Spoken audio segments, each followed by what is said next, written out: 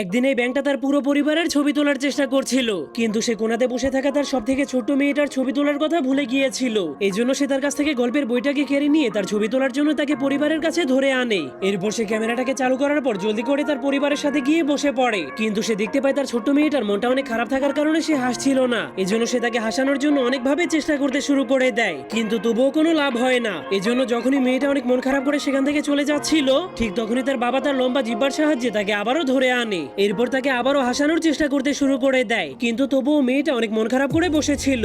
এজন্য তার বাবা তার উপর অনেক রেগে ভুলবশত একটা পুতুলের মাথাকে ভেঙে ফেলে, যা দেখার পর তার সবগুলো বড় মেয়ে অনেক ভয় পেয়ে কান্না শুরু করে দেয়। কিন্তু তখনই ছোট্ট মেয়েটা তাদের এই অবস্থা দেখে হাসতে শুরু করে দেয়। তখন তাদের বাবা সবাইকে শান্ত করার চেষ্টা করছিল, কিন্তু যখনই সে দেখতে পায় তার ছোট্ট মেয়েটা হাসতে শুরু করেছে, তখনই সে জলদি করে তার মেয়ের কাছে গিয়ে একটা ছবি তুলে নেয়। কিন্তু যখনই তার ছোট্ট মেয়েটা বুঝতে পারে সে হেসে দিয়েছে, তখন সে থেমে যায়। এরপর তাদের বাবা সেই ছবিটাকে এডিট করে তাদের